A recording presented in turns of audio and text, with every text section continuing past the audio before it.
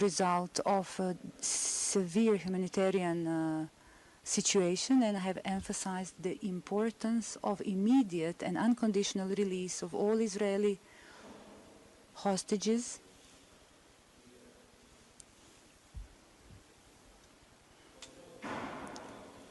It is paramount to ensure the delivery of humanitarian aid in line with international humanitarian law.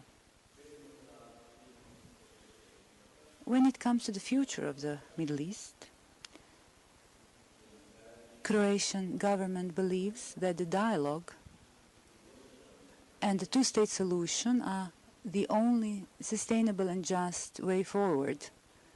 And Croatia is ready to actively contribute to all processes that lead to establishing a permanent peace and stability in the Middle East. In that regard, I talk to all actors because Croatia wants to contribute to the peace process.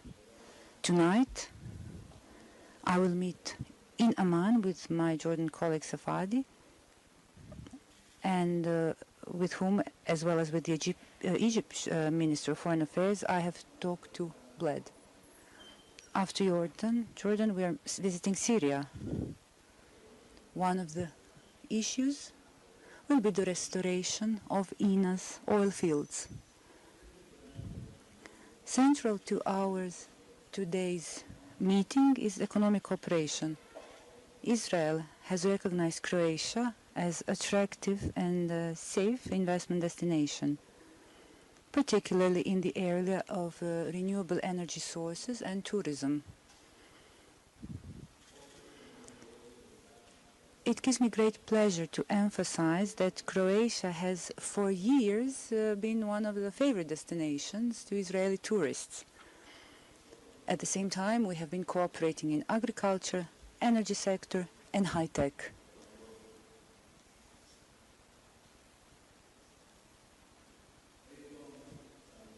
I have also expressed gratitude to Minister Saar and to Israeli government for the support they have been providing to Croatia in its process to OECD accession. You know that Croatia plans to become a member of the OECD in spring next year. I would also like to remind you that Croatia is an active member of the International Holocaust Remembrance Association,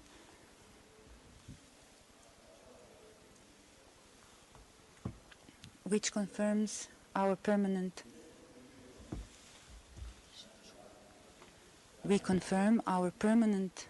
commitment to preserving the memory of the victims of Holocaust and our commitment to fight anti-Semitism and all forms of racism and discrimination. In that way, not only are we protecting a scientific and historical truth, but we are also protecting fundamental values on which modern democratic societies are based on. Of course, we have also touched upon the processes in the Western Balkans, because this is our immediate surrounding. I would like to take this opportunity to especially thank Minister Saar, dear Gideon, for understanding of an unjust position of Croats in Bosnia and Herzegovina and the need to change the electoral law, something that the Israeli government has publicly communicated. Finally, I would like to emphasize that the visit of Minister Saar is a strong impetus to continue building relations between Croatia and Israel, and it is an important step toward the continuation of our partnership. Thank you. Now I would like to ask the moderator. Thank you, Minister. Now I would like to invite Minister Saar to address the media.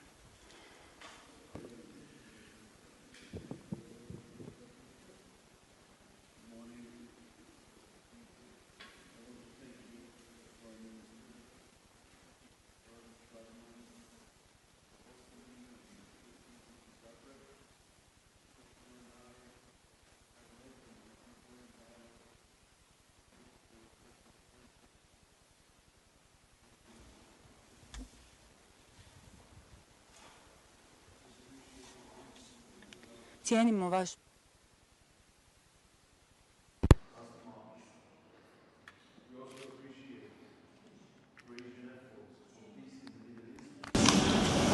and your efforts with regard to the humanitarian situation we discussed, and that was followed by understandings between Israel and the EU on the matter. Relations between Israel and Croatia are valuable for both sides. The Israeli company Teva has an excellent factory to produce medicine in Croatia. Mobileye is an Israeli company and the world leader in autonomous driving. Together with the Parisian company Rimac, is working successfully on a self-driving electric robotaxi. The Israeli company Enlight is a leader in renewable energy. It's also working successfully here, and it wants to invest more in the region. I hope that soon Israel will be able to export natural gas to Croatia. We want to do more. The economic substantial in our relations has yet to be fulfilled. Israel, the startup nation, is a world leader in innovation. We would like to share it with our Croatian friends. Croatia is a beautiful country. Israelis, as the minister said, love to visit here. We want to have more Israelis visit Croatia and more Croatians visit Israel. Minister, we would like to strengthen relations and take them to the next level. Yeah.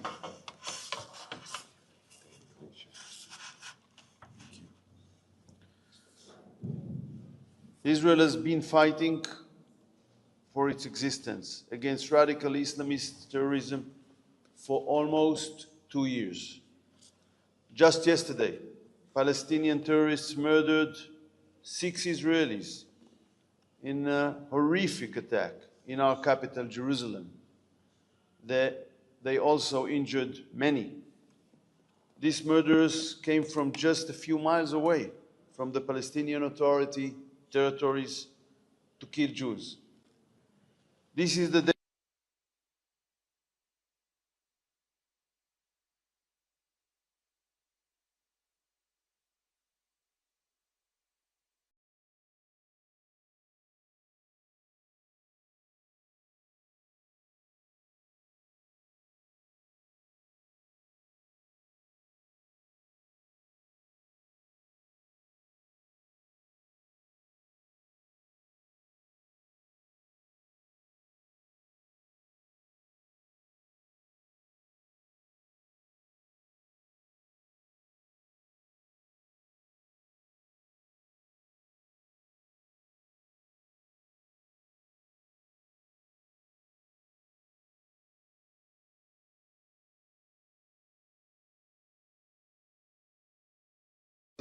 territories to kill Jews.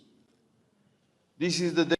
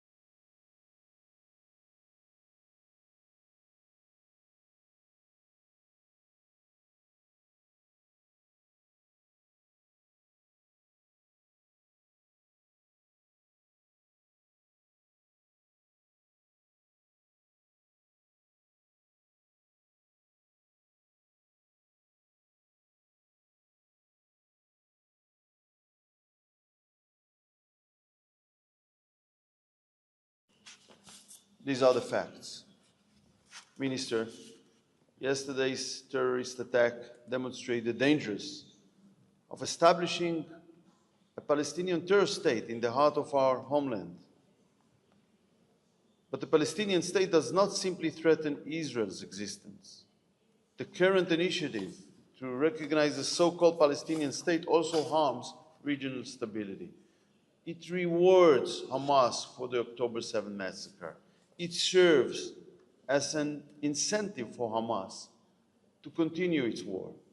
This initiative will not bring us closer to peace or security. The opposite. It will only destabilize the region. We will be able to achieve progress and a reliable peace process when we will see de-radicalization of the Palestinian society and political system, and then only in a bilateral context we can get closer to peace, to stability, to security in the Middle East, and these things will be determined in the region, and it is important not to disconnect the issue of statehood, which is one of the five final status agreement issues, from the peace itself. Thank you. Zahvaljujem se ministru Zaru. Ovim sada otvaramo pitanje medija. Prije pitanja molim vas da se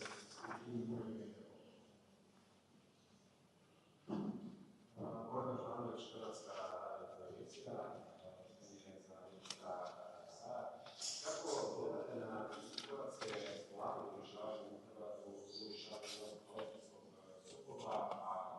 postaviti treba inicijatirati više ili više?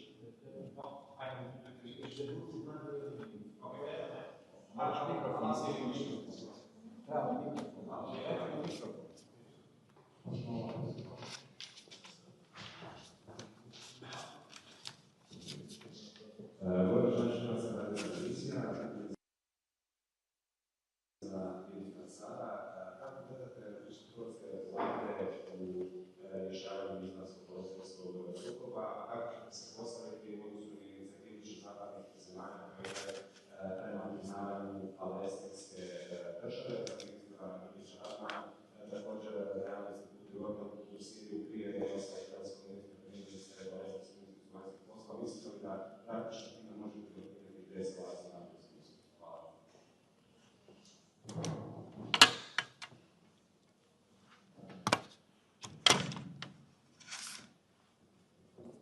Countries like Croatia or Germany or Italy, which is fair, which is engaging fairly with both sides, contributed,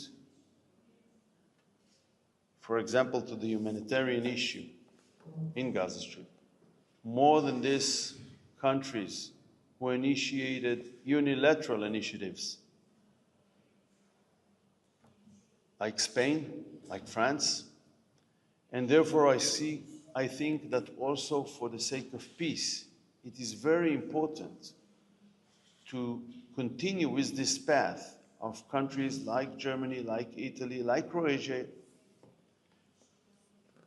which understand that peace will be achieved in a bilateral context and not by decisions in Paris or Madrid.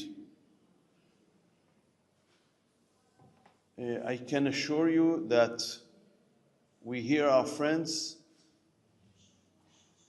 we take the words into consideration, and we act, of course, accordingly to our interests. But I think that the changes we saw during the last 2 months of the humanitarian situation, more food and medical supply that entered, was also a result of a dialogue. And a dialogue is always the best route to promote issues. And I want to praise those countries. And of course, Croatia is among them, that were not dragged in this French initiative because they understood probably that this is not something that will get us closer to peace, to stability and security. And this is why this dialogue is important. And I know that the Foreign Minister is traveling to the Middle East today, and we will discuss it also in our meeting now. And I believe that when you have a fair approach, you can make things done. When you are only influenced by Hamas propaganda, like the Spanish government, you only cause damages and destabilization in the Middle East. Hvala na tom pitanju. Ovdje bismo kao primjer uzeli isto recentnu hrvatsku prošlost i borbu Hrvatske za slobodu. Modern Croatian state saw a number of Croatian victims, citizens who gave their lives, and that's why we are more than appreciative of the fight for sovereignty, territorial integrity, and that's why we have this understanding. We have great understanding when it comes to Ukraine and the Russian aggression against Ukraine, because Croatia once was a victim of aggression. That's why we appreciate every effort that is invested in achieving a permanent solution, peace in the Middle East. We have seen decades of problems there. We are looking for a solution. And the Croatian government advocates the position that we have expressed. So both our president, the prime minister, advocates the two-state solution, which will be the result of agreement and dialogue, and it will be the result of a peaceful process. And peace process which will involve not only countries in the environment,